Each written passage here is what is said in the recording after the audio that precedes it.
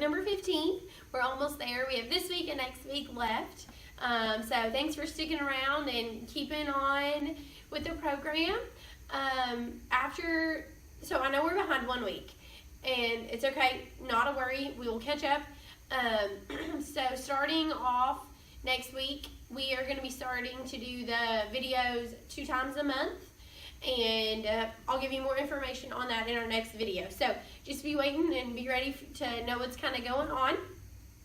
This week we're going to be talking about eating away from home. I know it's a really difficult thing sometimes, whether it's going out to eat at a restaurant, or whether it's flying, traveling, or whether it is eating at potlucks. So, you know, eating away from home looks very different, but it always is difficult. So we're going to go over different things today. Hopefully you'll get some fresh new ideas of things that you can kind of be changing when you do go out to eat. Before we start, just like always though, take a look at your goals from last time and look to see how you did. Maybe jot down a note to see if you succeeded or if you feel like there's some areas that you can work on.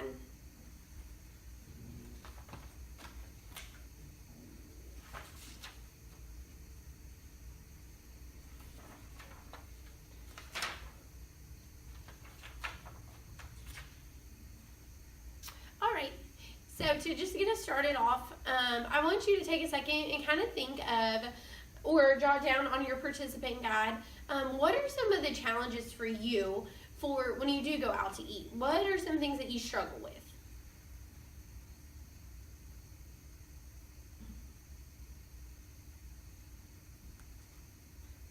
Okay, so there's some different types of things that you may be struggling with when you do go out to eat. It may be the portion sizes. It might be that option of foods that you don't get to eat when you're at home, and so this is kind of a special treat. It might be that this is a social gathering, and you just don't really think about what you're eating, or maybe the person who ordered before you got a soda, and you think, well, I can do a soda too. So those are maybe some things that are challenging when you do go out to eat. Okay, so now I want you to take a second and think about the last time you went and traveled, and write down something that you found to be challenging about the last time you traveled. Maybe it was a road trip 4 hours away. Maybe you flew. Maybe you went to the beach. But write down something that was challenging about eating healthy when you were traveling.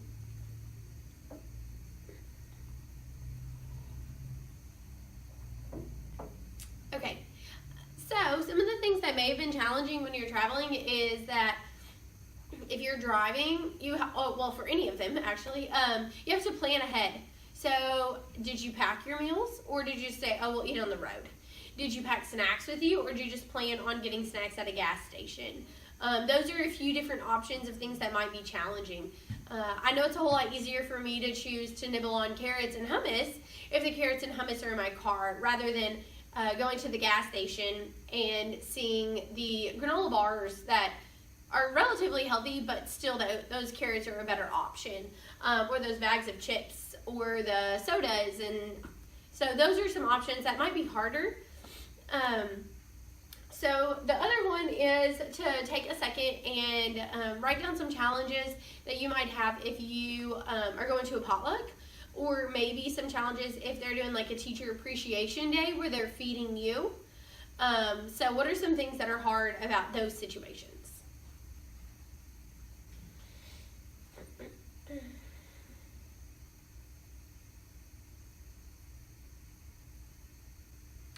All right, so maybe with those situations, if it is that they brought in food for a teacher appreciation day, or there's food sitting out for a lunch that there's leftovers, but you want to be polite and you want to show that you're glad that they brought that to you, so you eat those things. And maybe there's nothing healthy there, but, well, you didn't have to bring your own lunch, so you eat that.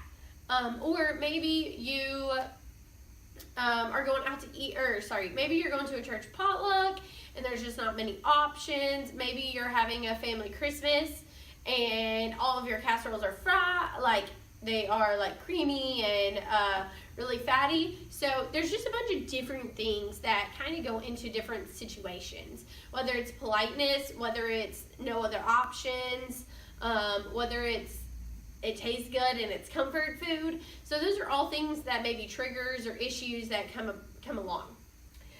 So we're going to go ahead and look over Jose's story today. And if you turn to page 3, that's where Jose's story is going to be. I put my papers back together wrong. There we go. Okay, so Jose's doctor has talked to him about his risk for type 2 diabetes. And he needs to change the way he's eating. So he started eating a healthy breakfast and dinner at home. But lunches are a different story. So he typically is going out to eat at a fast food drive-thru, and he usually has a burger, fries, and soda. So we're just going to go ahead and stop there. And I want you to think about something that Jose could do differently. So what it also hasn't talked about yet is that he is a contractor. And, Jose's a building contractor. That was in the second paragraph. He's a building contractor. And so he's on the go throughout the day. He might have only access to a refrigerator, a lunchbox. Whereas at the schools or at home, you guys do have access to a refrigerator and a microwave. So that really makes it a little bit easier for you. But let's just say that you guys do still go out to eat, because I think that's a pretty normal thing to say that we're doing.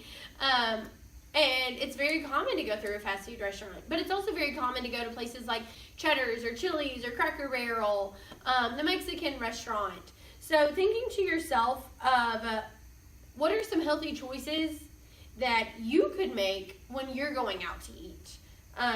So take a second and think about your favorite restaurant and maybe what you normally order, and then try and figure out maybe what you could do to get a healthier option.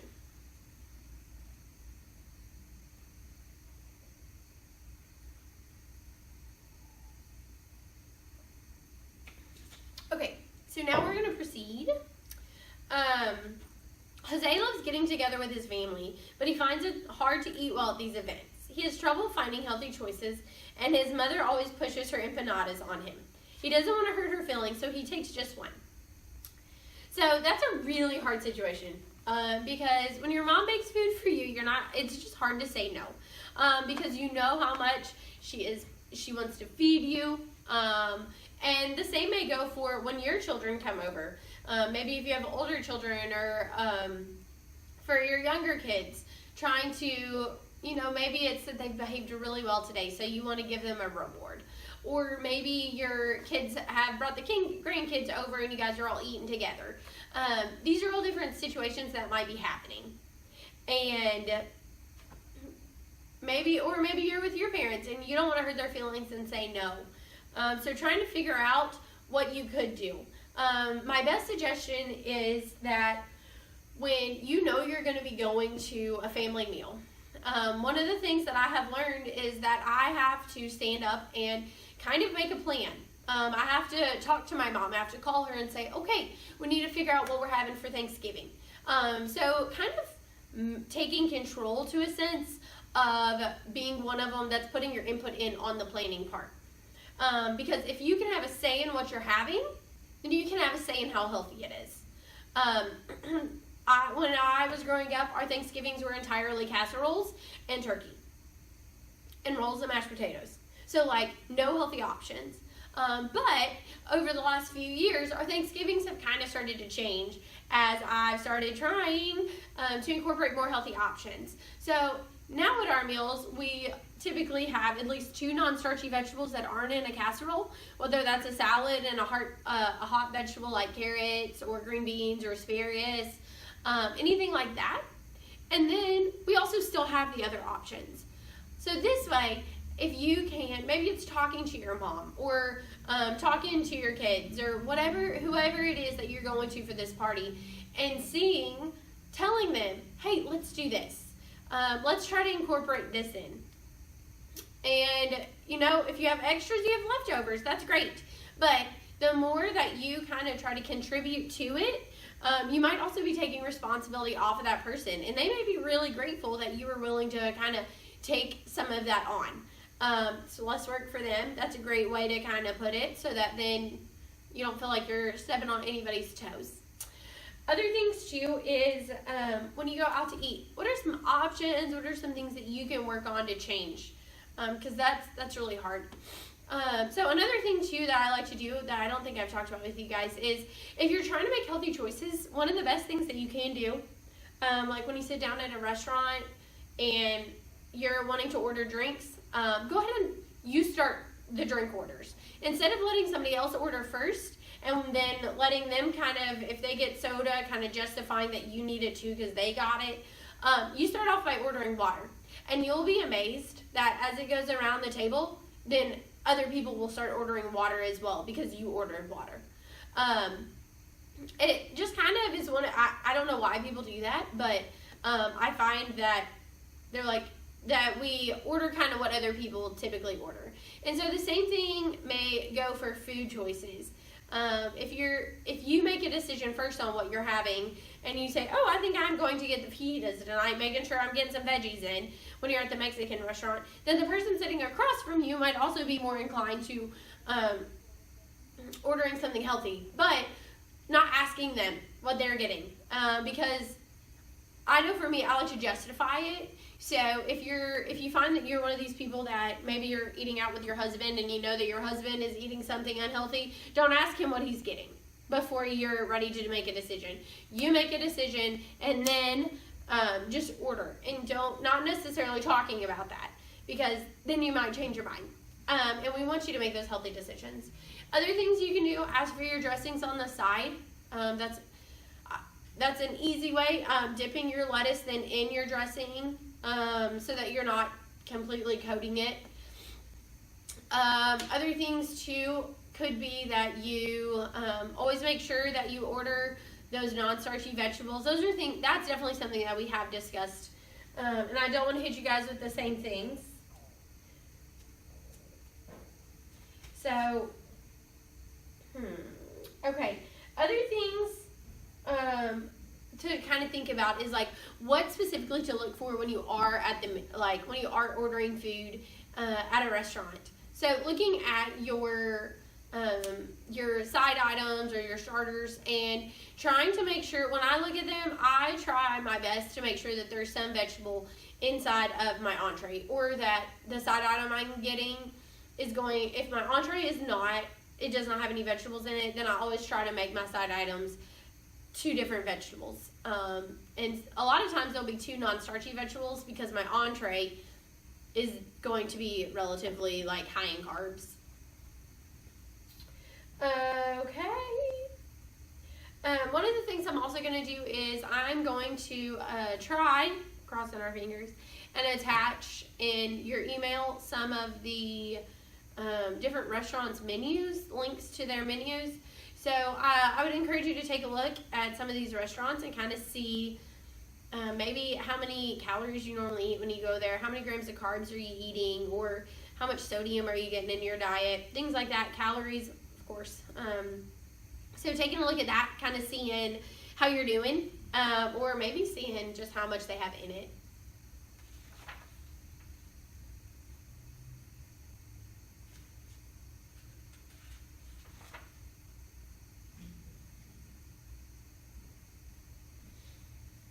Okay, let's see. So we have talked about social events a lot and going and eating at social events.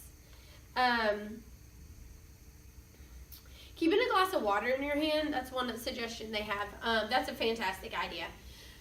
You'll be amazed, at how much water you're drinking when you go to events, but also you're less likely to snack on things if you're holding a cup.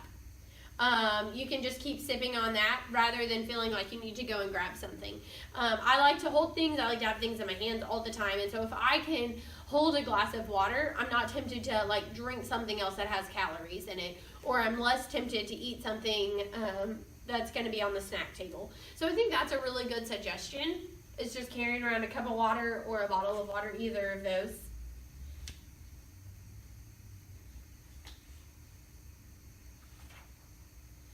Okay, and then I just want to finish off talking about traveling. I know that we do this a lot. And so I just got back from a trip this weekend, and so it was really difficult. I did a carry-on. I didn't check my bags. And so trying to figure out how I could have healthy food at the airport without having to pay for food at the airport. Just in case you're wondering, it's all expensive. And I was trying really hard not to spend too much money. So some of the things that I did was I went ahead and packed my supper. You can pack, if you are traveling on an airplane, you can pack food as long as you're not going out of the country. You can take fruit, you can take veggies, you can really take whatever you want. I'll typically put it in a Ziploc bag and put it in my backpack or put it in my purse. So I took crackers and cheese and fruit and carrots, and that was my supper for my meal. Other times, though, I've taken some trail mix or peanut butter sandwiches. I always take an empty bottle of water with me. So I'll take my reusable water bottle. There's always going to be a water fountain at the airport. There's always. So once you make it through security, then you can go through and fill up your water bottle. This way you're not having to buy water. You're not tempted then to buy sodas. So that's one way when you're traveling on an airplane. But what about when you're traveling in a car? Maybe you're going to the beach for vacation and it's a 7-hour drive. Maybe you're going to visit family and it's a 4-hour drive. So those are also things that happen a lot. So in those cases, if you have a small cooler, you can pack whatever you want to pack. Packing peanut butter and jelly sandwiches, or packing those healthy items. I really like to take carrots or cut up cucumbers, cut up bell peppers, and some hummus. I put them in a Ziploc bag, have those ready to go. I'll make sure to pack different fruits with me.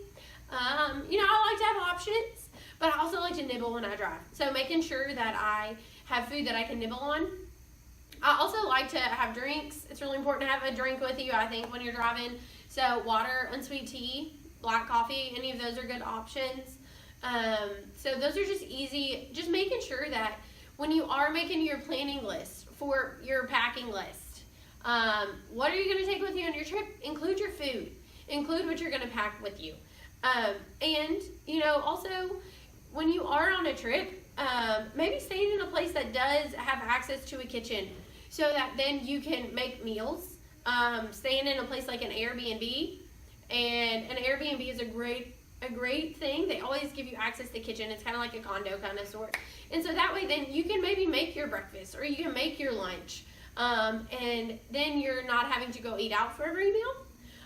Because I find if I can kind of keep on that same schedule where maybe I'm only eating out once at night when I am going someplace, then it keeps me kind of on a better schedule and I eat a little bit healthier. So those are just some of my travel tips that I find to be helpful when I am traveling. So kind of ways to cut down on eating out / ways to help you to save a little bit of money. But other things that you can do to kind of eat healthier when you are traveling. If you have any other suggestions on things that you do, feel free to shoot me an email and let me know what you do to eat healthier on your travels. Because I'm always up for suggestions and I always like to hear from you guys. So to finish up, go ahead and set a goal of something that you would like to work on, something that you think could help you over the next week, something that maybe you haven't set a goal on. And I'll give you a second to do that, and then I'll give you some other goodbyes and other little things that are going on.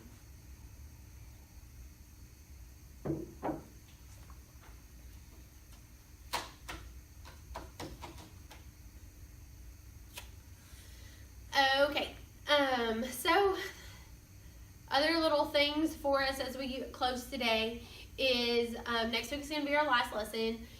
What I need, if you have been watching these videos online and you have not been coming to see me to weigh in, I need your weights. I have to have them. Okay? I have to have your weights, and I need to be seeing kind of maybe your logs, your food logs, your activity logs, things like that. So those of you guys that have not come and checked in a while, I need to see you. Or I need an email from you kind of showing me what you've been doing, okay? That's all I've got for you. I will see you guys next week or in class. Have a good day.